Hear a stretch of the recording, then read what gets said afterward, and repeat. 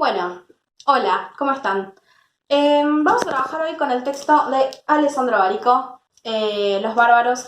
Nosotras hicimos una selección de capítulos que están todos en la primera parte del libro, ¿no? Como en la primera mitad, porque nos permiten hacer una introducción reflexiva, ¿no? Primero, de cómo está pensando Barico el mundo en 2006, cuando escribió este libro, pero también de cómo nosotras entendemos que hay que estar como mirando, ¿no? Estos procesos de los que venimos hablando.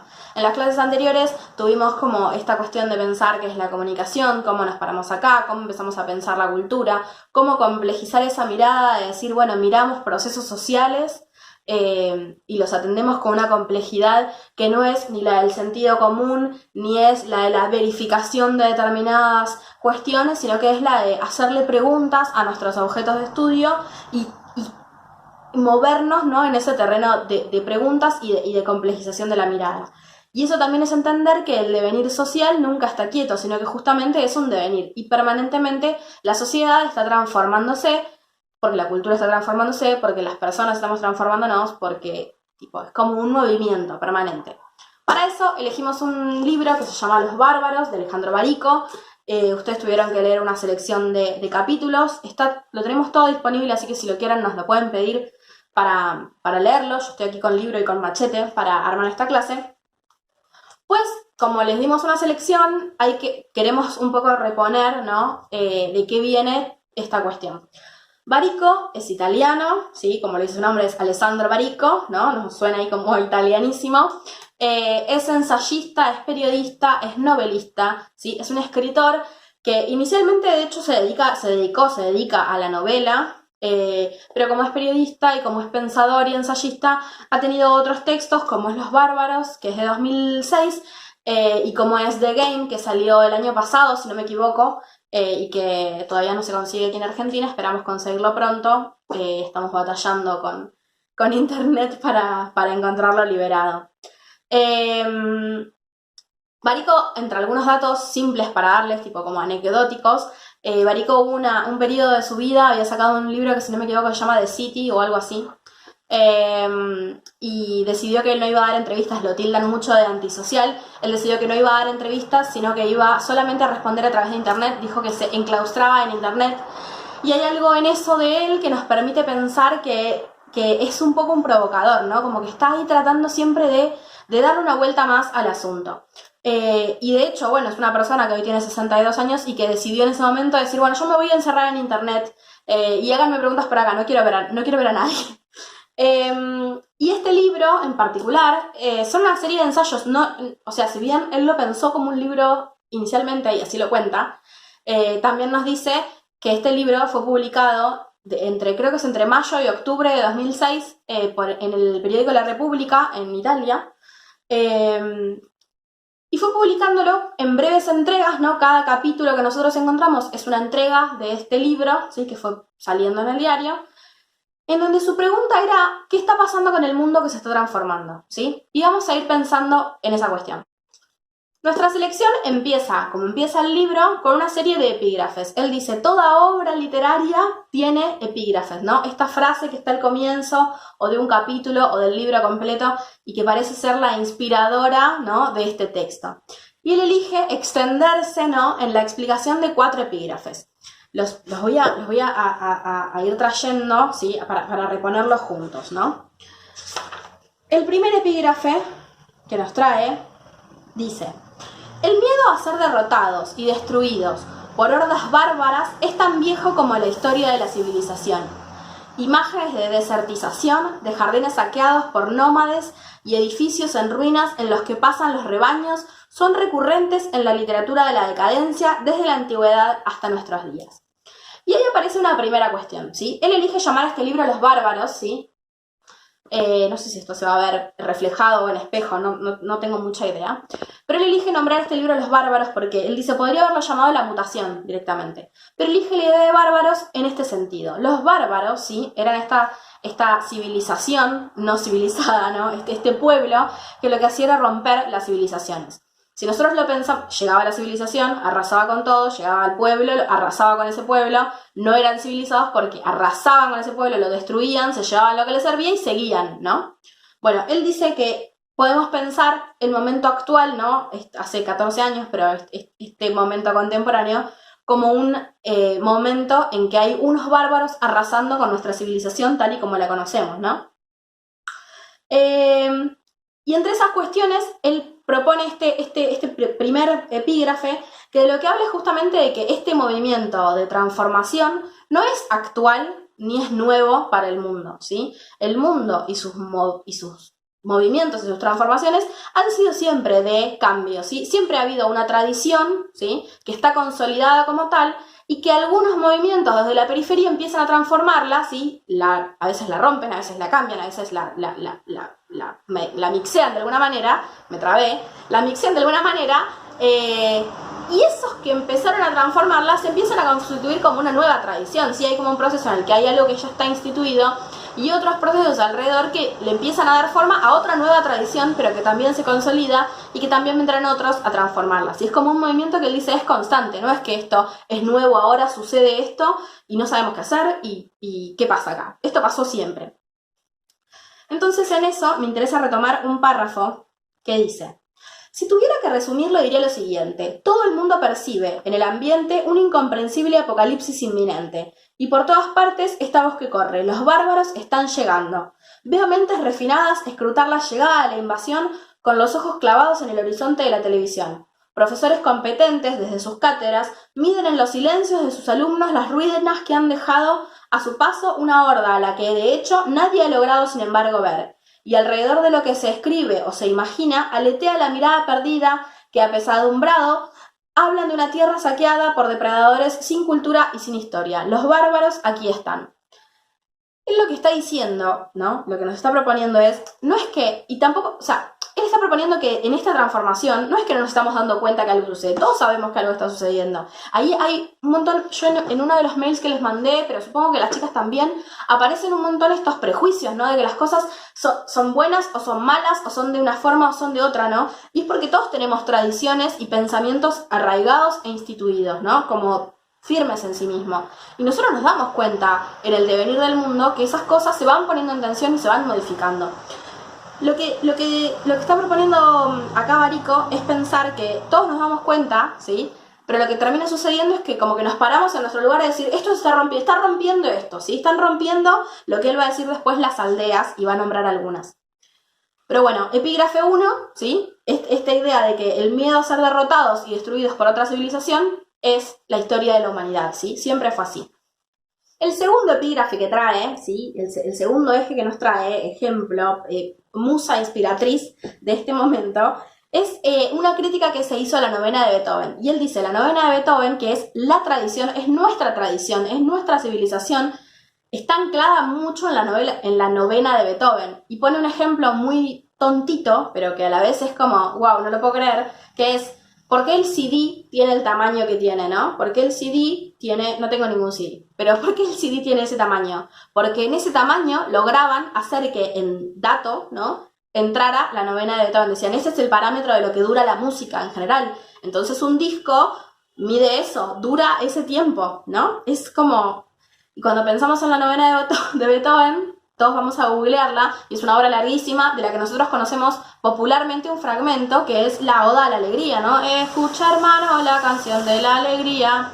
Ese fragmentito que tenemos y que cantamos en la escuela y que sucede en nuestra vida cotidiana, que es solamente un fragmento de una obra más grande, ¿no? Y trae una crítica, ¿sí?, que se le hace a la novena en su momento, en el momento de su nacimiento, en su primera presentación. Y dice, elegancia, pureza y medida, que eran los principios de nuestro arte, se han ido rindiendo gradualmente al nuevo estilo frívolo y afectado que estos tiempos de talento superficial han adoptado. Cerebros que, por educación y costumbre, no consiguen pensar en otra cosa que no sean los trajes, la moda, el chismorreo, la lectura de novelas y la disipación moral, a los que les cuesta un gran esfuerzo sentir los placeres más elaborados y menos febriles de la ciencia y del arte. Beethoven escribe para esos cerebros y parece que tiene cierto éxito si he de hacer caso a los elogios que por todas partes veo brotar respecto de este último trabajo suyo. Y nos dice Bárico, quien escribe esta crítica, no es un crítico cualquiera, era uno de los críticos eximios de los conciertos, ¿no? Era como uno de los legitimados de la música. Dice, esto que hizo Beethoven es una mierda, está diciendo. Esto es para este poco vuelo, está diciendo, es para aquellas personas que están enfocadas en la superficialidad, en la moda, en la vestimenta, en la lectura de novelas, ¿no? Como bueno, poco rango ahí, ¿no?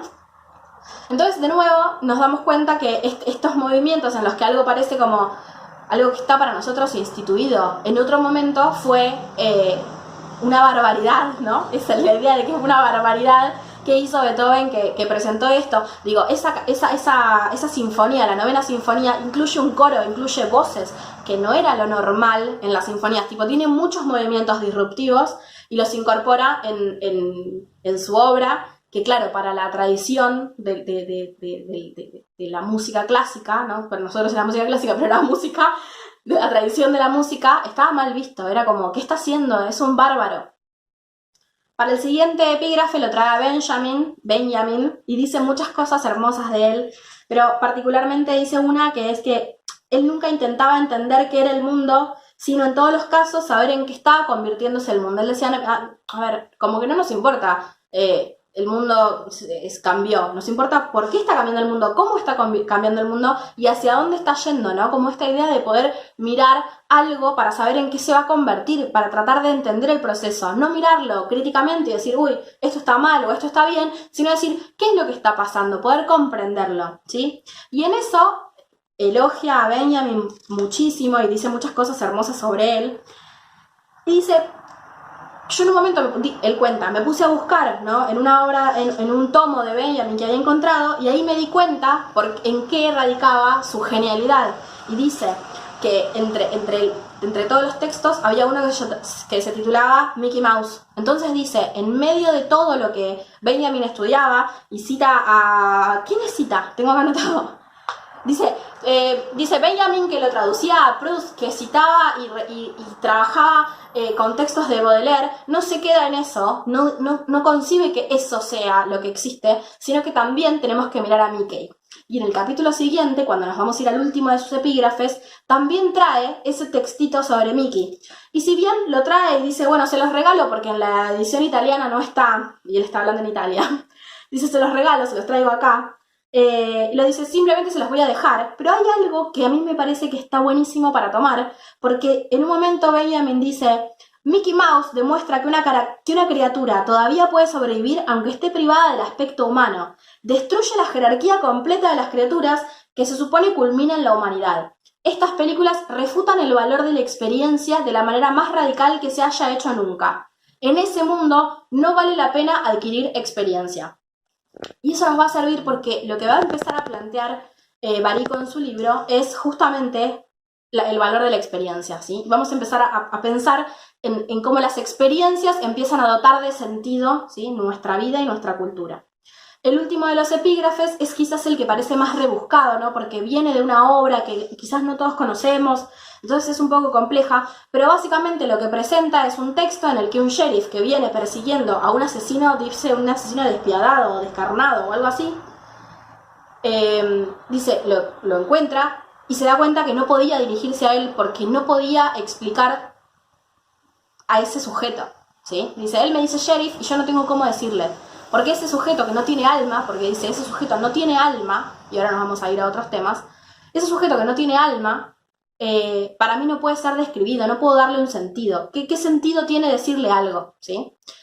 Con eso, con ese cierre nos deja para decir, bueno, listo, anoten todo esto que vamos a empezar a pensar en los saqueos. Y él va a hablar de que hay distintas aldeas que él va a mirar, que son como ejes temáticos o prácticas rectoras del mundo, algunas, que las va a elegir como un muestreo para pensar qué pasa, y dice, hay aldeas que están siendo saqueadas, las aldeas de la civilización que los bárbaros están saqueando. Bueno, Bárico nos va a proponer, ¿sí?, para mirar a esta sucesión de transformaciones que están pasando en el mundo, nos va a proponer 3 aldeas que son como 3 ejemplos que él dice que están siendo saqueados. La aldea del vino, la aldea del fútbol y la aldea de los libros. nosotros tomamos unos fragmentitos, sí, que es un poquito de la aldea del vino y un poquito de la aldea de los libros, para pensar algunas características generales en base a las cuales él explica cuál es esa transformación, ¿no?, que está teniendo la sociedad. Entonces dice que en el vino, ¿sí? Hay un capítulo anterior en donde habla de cómo el vino, que era originalmente de determinados terruños con unas características climáticas, fue adaptado a lo que se conoce como el vino hollywoodense, que para el paladar común es como un Malbec que pasa para todos. Que ese vino ha perdido el alma, ¿no? Que el vino, como territorio, como práctica, como producto, ha perdido el alma. Y describe esa pérdida del alma en 4 ejes, ¿sí? Uno es la extrema comercialización. Dice, el alma se pierde cuando un producto es popularizado y se puede comercializar. ¿Por qué? Porque su valor pasa a ser un valor comercial y no un valor de el sabor, la historia, el proceso, ¿no? Es como lo que vale al final es un precio de mercado, entonces ahí se perdió, se corrompió el vino, ¿sí? El segundo es la incorporación de la tecnología. Si el vino era posible por unas condiciones climáticas que lo daban, todo un universo, ahora es posible porque hay aire acondicionado en las salas donde tiene que hacerse la fermentación, entonces ese vino puede hacerse en cualquier lado. Entonces, de nuevo, ha perdido su alma. El tercer punto, ¿sí? Ya tuvimos ahí como el plano del mercado, el plano de la tecnología, que ya se nos acerca un poco. Y el tercer punto me parece que es clave porque es la revolución lingüística. Dice que cuando sale el vino hollywoodense del que habla, ¿no? Hay unos críticos, y un crítico en particular, que no recuerdo su nombre ahora, que lo que hace es empezar a ponerle puntaje al vino. Hablar del vino, criticarlo, ¿no? Con un lenguaje que estaba al alcance de todos, que cualquiera podía entender, y ponerle un puntaje. Cosa que ahora para nosotros es súper normal, porque decimos, bueno, a esta película le pongo 5 Lucías y a esta otra le pongo algo menos, ¿no? Y pasa con los libros, y pasa con las películas, y pasa con las series, y pasa con los productos. ¿Y cuántos videos vemos que son de reviews de productos? Tipo, bueno, no sé, ahora está Ramita Gram haciendo una review de cereales. Y bueno, y está esa cosa del puntaje. Y dice, hay una revolución lingüística, esto pasa a estar al alcance de todos. Y por otro lado, dice, el vino hollywoodense tiene un carácter simple y espectacular. Y lo espectacular, la simpleza y la espectacularidad pasan a ser un valor, ¿sí? Que así como vamos a mirar al vino, él va a mirar al fútbol y nosotros no lo trajimos, y va a mirar a los libros, dice, nosotros podemos pensarlos como partes, como fragmentos. Y yo puedo quedarme siendo un especialista en la pérdida de la esencia del vino, ¿sí? Y quedarme en eso, y eso va a ser siempre una charla de bar, digo, vamos a estar hablando y pensando qué desastre esto que ha pasado, sin poder estar comprendiendo qué es lo que sucede, ¿sí? Qué es lo que está pasando en el mundo que hace que esto se haya transformado. Entonces dice que este animal, ¿sí? Este proceso, este animal, este nuevo hombre, este nuevo sujeto que está emergiendo y que se mueve de otra manera, dice, le salen branquias, ¿sí? No puede ya respirar en el exterior, tiene que empezar a sumergirse, ¿sí? Dice, no vamos a poder entenderlo si solamente miramos una pata, una oreja, la cola, las partes por separado, sino que vamos a tener que entender cuál es su movimiento, ¿sí? Por eso es que dice, vamos a mirar las aldeas por separado y luego vamos a preguntarnos qué está pasando con este animal, ¿sí?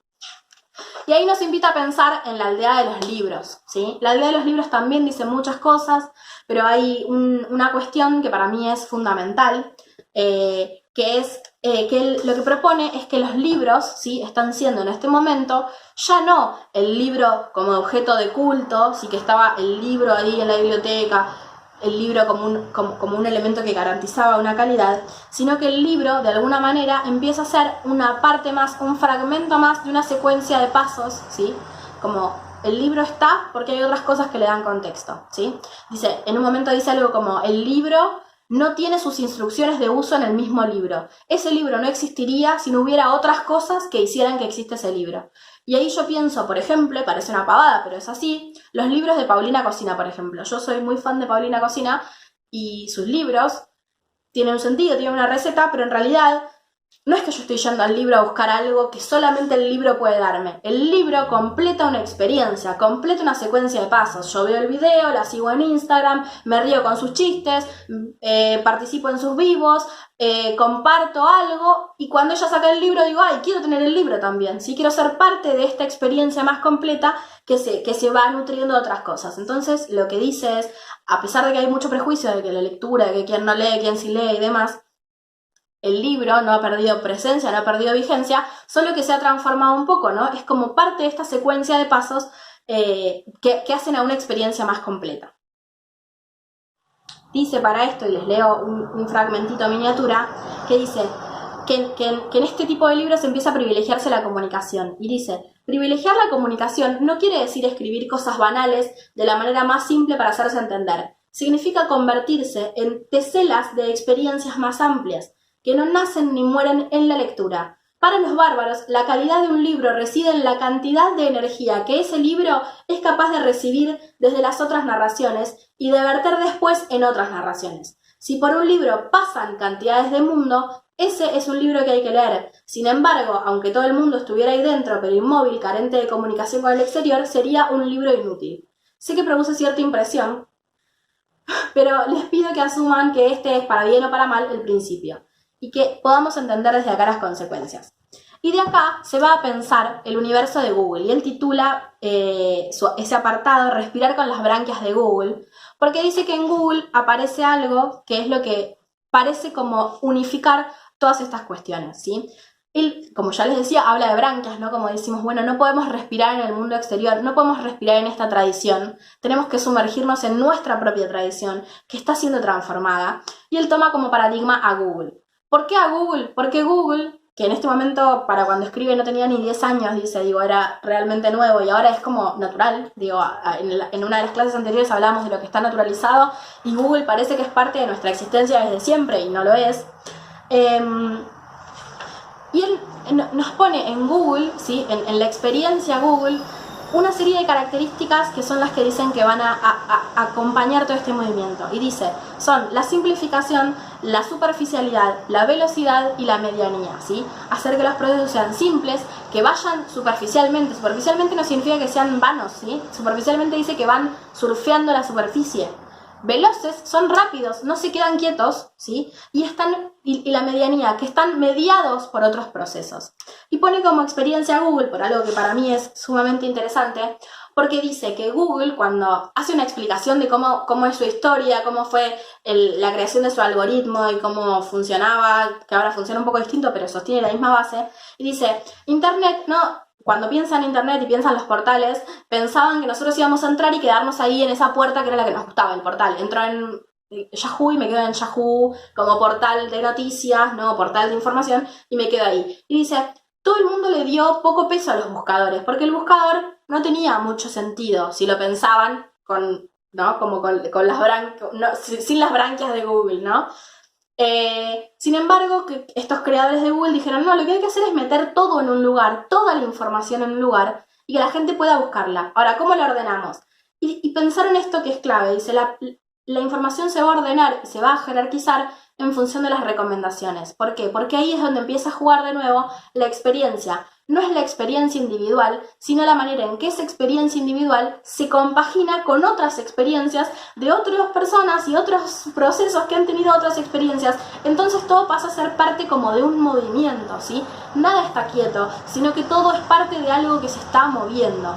Cuando Barico habla de respirar con las branquias de Google, piensa en eso, piensa en que todo lo que es ahora no está quieto, todo es simultáneo, todo es móvil, todo es muy rápido en general. Si lo pensamos en comparación con otros tiempos, hay una dimensión de la velocidad, del tiempo y del espacio transformándose permanentemente.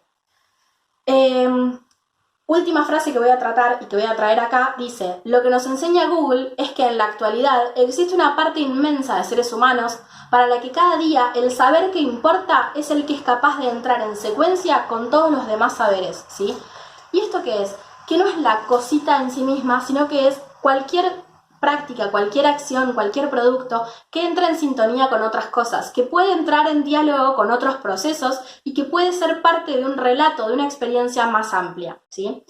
Podemos ver otras cosas de este libro. Yo no quiero hacer esto mucho más largo, pues sé que está siendo larga esta clase, pero me parece que es interesante que nos quedemos con esto, con la idea de pensar que culturalmente estamos ahora teniendo un tipo de experiencia, así que estamos consolidando socialmente y culturalmente un tipo de experiencia que, aunque pareciera ser no muy distinta a otro tipo de experiencias anteriores, sí tiene características particulares y que puede anclarse en esto que se sintetiza en simplificación, superficialidad, velocidad y medianía, ¿sí? Pero que también entra en esto que aparecía más temprano en el video que tenía que ver con cómo aparece fuertemente la idea de la comercialización, de la tecnología, de la simplificación del lenguaje o de la espectacularización como cosas negativas, ¿sí? Pero que sin embargo están caracterizando nuestra cultura. Por supuesto que lo podemos discutir y podemos estar más a favor o más en contra, pero lo que nos está proponiendo Barico es pensar cuál es ese movimiento. Y como él elogia a Benjamin y dice Benjamin no le importaba ver qué había pasado, sino que le estaba pensando cómo se transformaba, a nosotros nos interesa un poco mirar eso, cómo se está transformando el mundo hacia un mundo distinto en el que nosotros somos los protagonistas, somos nosotros los que estamos cambiando esta historia y ese movimiento va a depender un poco de nosotros. Espero haber sido clara, nos pueden hacer todas las preguntas que quieran, sé que esta clase fue larga, pero bueno, espero que les haya copado, que les guste el texto de Barico. Y bueno, en la clase de hoy les dejamos una consigna de trabajo final de este primer módulo. De nuevo, van a tener espacio de consulta, van a tener nuestro correo siempre que lo necesiten ahí disponible. Espero que sigan bien, les mando un abrazo grande.